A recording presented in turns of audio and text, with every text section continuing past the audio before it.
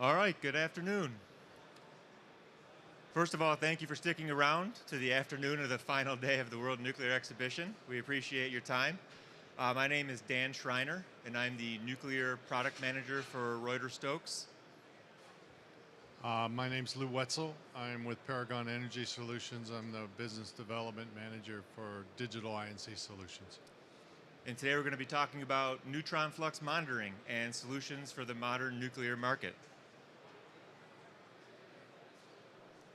If I can get the slide to advance. There we go. All right, so first off, Reuter-Stokes. We've been around for many decades. We were founded in 1956. We're based in just outside of Cleveland, Ohio in the United States. For many decades, we were a General Electric company.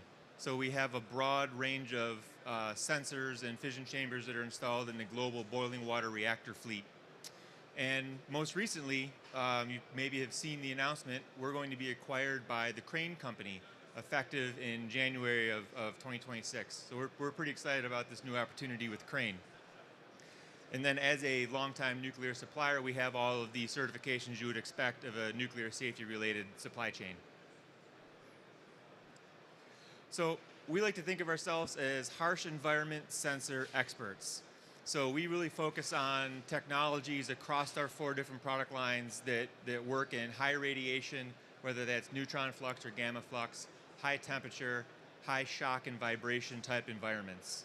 So we have the ability to do all of the engineering and modeling and analysis in-house to support those products and new product developments.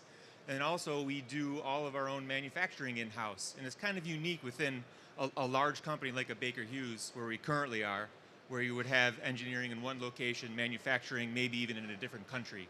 We're all in one site, which is pretty special.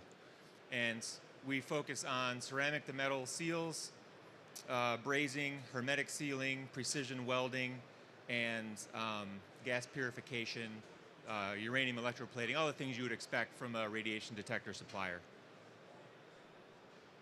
So we have 4 product lines. One is UV-based flame sensors for gas turbines. Another one is for downhole oil and gas drilling, where we have scintillation crystals, scintillation detectors, and helium-3 proportional counters that are part of the drill string. And this is where we get into the harsh shock and vibration environments, because it's really only about 1 meter off the tip of the drill string, so pretty harsh.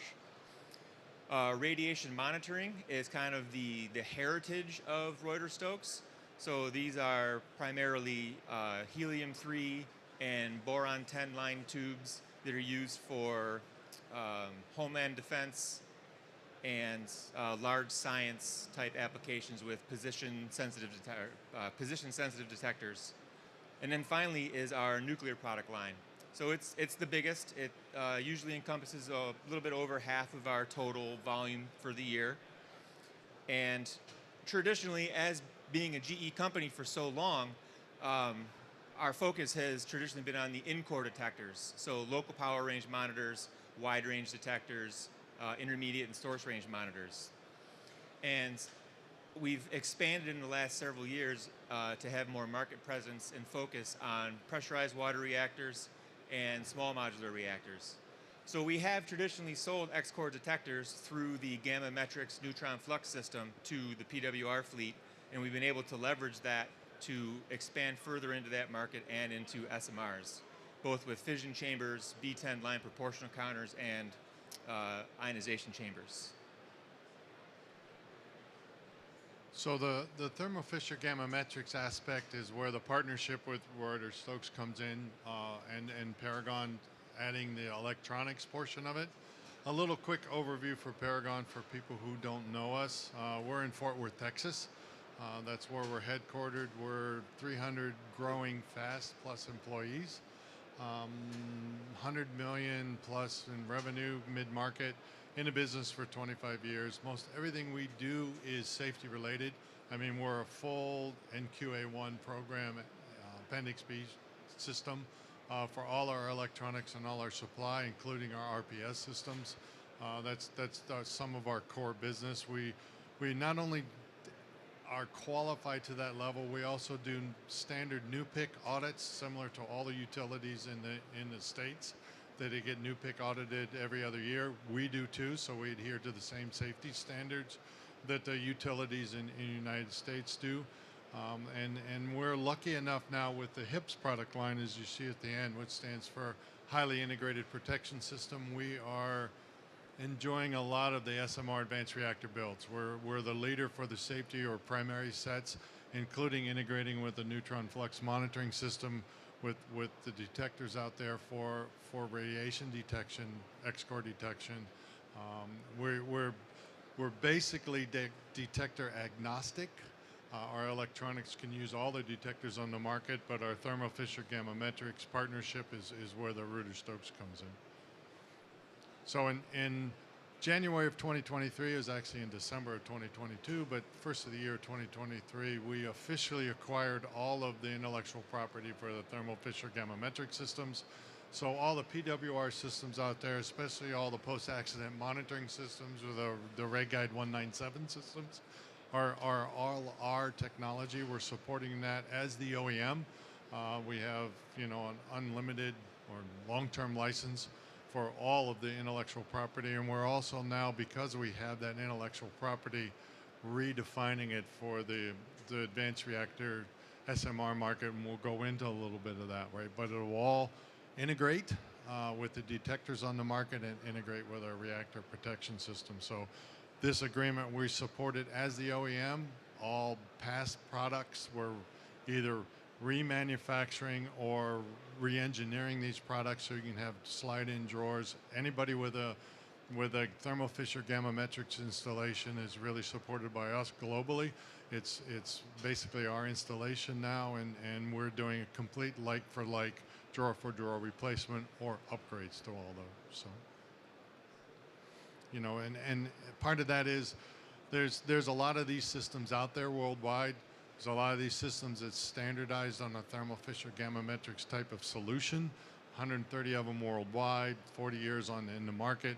It was at least in the States, and I know in Korea and some of the other utilities throughout the world, it was a big gap when Thermo Fisher decided to exit the market. So for us to come in and take that over is really helpful for the utilities and for the worldwide market, right, across all three continents. So one of the things that allowed us to do and understanding that intellectual property, and we were already doing this, but now that we've seen the Thermo Fisher intellectual property and how they manage the analog signal, we actually upgraded the analog interference, right? We upgraded the support systems for that. We were able to reduce the size, reduce the power supplies and the delineator boards down to a very small size, quite frankly. And by able to do that, or through that upgrade process for us, we ended up with better signal to noise ratio. And since we're solid in our ability for commercial grade dedication, Appendix B program and the OEM, they're all complete full safety compliant, as far as new Reg 101 and 1E applications. So it helps us improve that. It helps us improve the signal to noise ratio. And specifically, this was driven with our customers in the SMR advanced reactor market, because size is and floor space, if you will, is a huge need for these people. Instead of the big, if you know the old cabinets, the big old closet and cabinets and drawers and giant power supplies and heavy analog systems to put all those in, that's really not an acceptable position for the advanced reactor and new market. So that's why we've upgraded all these. All right, so now we are going to take a couple minutes to talk about a typical neutron flux monitoring system and also some of the new product developments and upgrades that we're currently working on. So first of all, what is neutron flux monitoring? I have a couple of just rudimentary slides I'll go through quickly. There's 3 different ranges of operation, and really you're monitoring the reactor from essentially 10 to the minus 10 thermal power, so very, very small, up to about 120% thermal power. And within that range, it's broken down into source range, intermediate range, and power range. Traditionally, each of those three ranges had their own detectors, which would be like a source range detector, intermediate range detector, power range detector. Within the last couple decades, we've been able to combine some of these detectors into what we call wide range. And it's wide range literally because it combines the ranges together. And we're also seeing with some of the advanced reactors, some of their neutron flux profiles are such that you can even do all three ranges potentially with one wide range detector instead of having the different ranges split, which is much more cost efficient and space efficient. So another, again, real rudimentary slide, what is a fission chamber? So a fission chamber is an ionization chamber that has a uranium electroplated coating, and when a neutron interacts with the uranium, it creates a fission event which kicks off electrons that can be captured as a signal. And when you're in source range, the signal is a pulse, like so you're counting individual neutron events. In intermediate range, there's many times more, so you have to do some fancy electronics processing called Campbelling or mean squared voltage to be able to knock out the noise to get a usable signal. And then in power range, you can read it as a direct DC current because there's millions upon millions of these neutron events happening, and it's read as a DC current. So like I said, our heritage has been with the in-core detectors for boiling water reactors. So I just have a quick SolidWorks model of what does one of these detectors look like. They are 40 feet long, so they are quite large, and nominally about 1 to 1.5 inches in diameter. So each one of these, you'll see 4 connectors because there's 4 microfission chambers within this assembly. So you can measure the neutron flux at 4 different locations axially. And another part of this design is it actually penetrates the reactor pressure vessel. So this is an ASME code product. So it comes with all the rigor and stamping and everything that goes along with a code product to make sure you have a safe pressure boundary. Now for X-core detectors, I have a picture of a typical post-accident monitoring type detector we would use for the gammametric system. So this one has 2 unguarded fission chambers that are surrounded by polyrod that we use as a moderator, and it also holds the fission chambers in place. They're all integrated into a single X-core housing that would get dropped into a detector well at the plant, and then coming out of that would be a mineral insulated cable that can then be spliced to an organic cable, depending on the needs of the plant. So moving forward, looking at the detectors we just went through, the in-core detector works great for boiling water reactors. The X-core detector works great for traditional pressurized water reactors. But when you start talking about high temperature helium, molten salt, liquid sodium type reactors, the temperature regime and the flux regimes are just different. So we've taken on a project internally at Reuter-Stokes that we're calling high tops, or high temperature operating sensors, where we're developing 2 different products kind of in parallel. One is focused on wide range detection. It's a fission chamber based sensor where we're looking at 600 degrees Celsius and a thermal neutron flux of 10 to the 11th. And then at the same time, we're also looking at source range for a proportional counter. It's a V10 line proportional counter with a 300 degree temperature rating and thermal neutron flux of 10 to the 5th. So for our in-core SMR partners, we're also developing and commercializing a product that the industry knows. It's been around for a long time. It's called the gamma thermometer. So this is going to be used for a specific SMR design for both axial flux mapping and calibration of those local power range monitors, the long 40-foot sensors that I talked about several slides ago. And how this works is you machine a chamber within the steel layers here that's in white, and you have a differential thermocouple. And that insulated chamber acts as an insulator, a thermal insulator. So you get a temperature difference between the hot leg and the cold leg of the differential thermocouple that you can then mathematically turn into a neutron flux approximation. It sounds pretty simple. In theory, it's a very simple device. In practice, it's pretty complex and has quite a few manufacturing challenges that we've come a long ways and learned a lot over the last several years. We think this is a pretty great product and definitely a big upgrade over the existing BWR fleet's traversing in-core probe system because it's fixed in core and there are no moving parts. So from an operator standpoint, this is far superior than movable microfission chambers. So from the electronic standpoint, marrying up to these detectors, we're actually calling our product line Core Vision. It's still the same Thermo Fisher gammametric stuff. You'll hear us use those terms interchangeably for a while until Core Vision actually changes on, but we like the term Core Vision since it's becoming our product lines, right? As you can see in the picture, that's one of the source range monitor boxes. We can actually make that little Hoffman box. It's about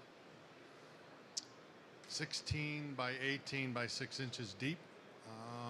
So from a space perspective for the advanced reactor market and doing where space is a premium, we've lowered the space requirement. Like I said, we got better signal to noise ratio. It's compliant for all the detectors, B10, BF3s, and the fission chambers, and it's still in safety compliance for a Class 1E or a Reg Guide 197 product. Including the same with wide range neutron monitor. This is a picture of the upgraded box, same size box. One of the driving forces of the little Hoffman cabinet in the interface is the little calibration dials you see. If you're a fat-fingered person like me, you have to be able to utilize the little calibration dials, and we had to make it big enough to be able to do that. Quite frankly, we can actually make it a lot smaller. And in this case, for the wide range, we can use the guarded fission chamber, as Dan said, for a wide range of the complete application, including the very low levels of the application due to the ability of our upgraded electronics to do better analog signal filtering, right? We get that lower range without having a source range detector, so we can do that for the advanced reactors. Right? The other aspect of this that we're doing, and you can see is we're integrating this with our RPS system. That's very advantageous for the advanced reactor market. They want a primary set that's completed integrated. They want a primary set that still maintains diversity, so it's all analog on the signal processing standpoint, but the data now and remote calibration, we can all do from a digital perspective and pump that into whatever HMI layer or operator interface they're looking at from a non-safety perspective, right? All the detectors, guarded fission chambers, unguarded fission chambers coming in, it's like we said, we're agnostic there. We can use them all, and depending on the application, especially now with the new high temperature applications that are being required with the advanced reactors, all we've done from that standpoint is take the data on the back end of the signal and put it into a primary system for usability from the operator, right? Trip signals still remain the same. Trip signals still hardwired analog. Everything from that perspective still remains diverse. But now you have capability and visibility and diagnostics in your operator layer. Right. This is just a block overview diagram of that, how we do it. It's actually, we're putting a small remote interface card that's HIPS fluent, if you will. It's our FPGA product. It's a small communication card from the FPGA perspective. So our reactor protection system thinks that the neutron monitoring system is a complete integrated part of that, right? So it makes everything seamless, keeps everything in the safety-related envelope in an isolated system, and still able to see the data and control it as one complete seamless application, right? As I said before, with this digital connecting with remote monitoring, you have integrity of the data, integrity of the signal, utilizing that, right? You can monitor it remotely, which some of the advanced reactors in the future are looking at autonomous operations, very limited personnel, operator personnel, now they can all see that. They can actually monitor the system remotely and test and calibrate remotely, because now you're testing in a digital environment, right? They can check the calibration curves. They can do that testing all from a remote position instead of being out at site. So it gives a huge advantage to the future of the SMR market and the future of the light water fleet, as we call it in the States, to be able to do this type of application. Right? And that's, you know, I kind of jumped a slide ahead as I was discussing it, but that standardization remote monitoring is really what's driving all that from that perspective, right? And it, in the bigger scheme of things, it simplifies the overall structure. It simplifies your primary set from an advanced reactor SMR market. And anytime you simplify it, everyone is going to a modular standard approach, meaning design one, build hundreds and thousands of these, hopefully. By doing it that way, it significantly lowers the overall cost. So one of the things we're learning from these kind of applications and understanding what's going on here, this sounds very rudimentary or very basic, but on the front end is the important aspect of it. We're seeing more and more of the advanced reactors, more and more of the design people coming in saying we want XYZ detectors, we want XYZ, and they're still not understanding their technical specifications. They don't understand their requirements. They don't understand their neutron flux levels. We have the capability with Reuter-Stokes, with other detector manufacturers in the market, to pick the proper detector for their application. And they're still defining their application. Unfortunately, they're coming like us, helping them when they're design and builds to say we want these detectors without doing that technical requirement up front, right?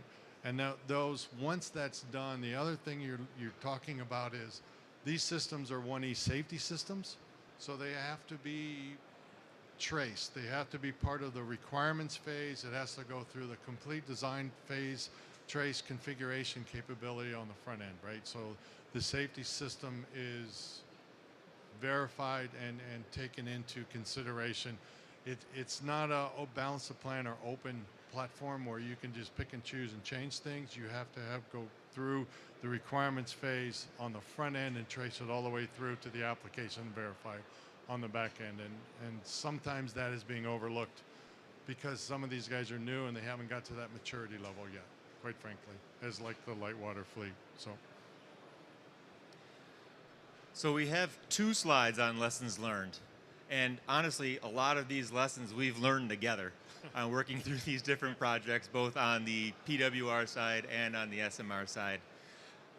So some of the things that Reuter-Stokes has learned through this process, and we're always striving to get better, is as we started working on larger development projects where it involved multiple companies and multiple interfaces, we quickly realized we have a structural gap, and we needed to spin up a systems engineering engineer and department where there's someone that's actively managing those touch points between the different companies and managing those specifications and technical requirements, so that what Reuter-Stokes is doing matches the expectations of what Paragon is doing, matches the expectations of what the end user wants, whether it's written or not written in their specification. What do they want? So that was a big one for us. And then another one, while Reuter-Stokes is kind of a smaller company, we're part of a large corporation. So one of those is it's very process driven. So we have pretty rigid new product development process that has multi-stage gates that you have to pass through. Works really great for a self-funded internal development program. We found out really quickly that it was kind of difficult to map our stage gates to the customer PO milestones and the customer driven schedule. So we've learned at the very beginning of a project to sit down and spend the time to make sure those marry up. And in times where they don't or where they conflict, go back to the customer and explain and see if you can come to a mutual understanding of how to adjust. Maybe you adjust a stage gate or maybe you adjust a customer milestone so that you have the proper work in the correct sequence, so you're not redoing things and iterating and just having waste within your execution process. I'm not going to go through all of these, but one more I want to talk about in particular is rapid prototyping. So specifically with our high tops, high temperature sensors, we found it incredibly valuable to make different prototypes. Even they might not even be fully fledged prototypes, and to get them out into some kind of test bed to start validating and verifying our critical characteristics and validating our assumptions in the design to make sure that our models meet the real world, that those marry together nicely. We've come up with several surprise learnings from the rapid prototyping that has helped influence our design and keep us on track with an efficient process. And then finally, I just wanted to say that Reuter-Stokes has traditionally always been a boiling water reactor company. We've been part of GE for decades and decades, but we've seen the growth trajectory of pressurized water reactors and small modular reactors. So several years ago, we had started the process to grow, where we're looking at our workforce and our organizational structure, like systems engineering. We're hiring new staff.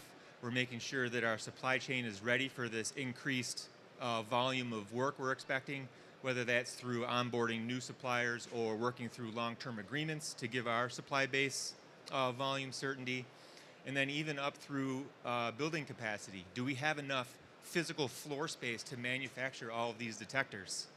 We're in the beginning phases of starting to plan for facility expansion so that we can accommodate the square footage needed for additional machinery and manufacturing cells. And then from like an external perspective, I just wanted to hit on the forecast. That is so key for a customer, whether it's a reactor developer or a utility or whoever, to provide a forecast to the supply base, because that's really the linchpin in the business case that helps unlock the investment that we need to support the left-hand side of the slide. So without a forecast, without the voice of customer, it's hard to build a business case that you can take to management to get the correct funding you need to do workforce expansion, building capacity, upgrading your licenses, and whatever. And just one more thing, we've found over the last 2-3 years that there are lots of different opportunities for government funding. So always be on the lookout for that, whether it's through the EU, whether it's through the UK, or whether it's through North America, Canada, or the United States. Take advantage of the money that's out there, because it's there to help all of us grow to make sure this industry takes off. And with that, thank you for joining our presentation. I hope you guys found this at least insightful, and Lou and I will be right here next door for any questions.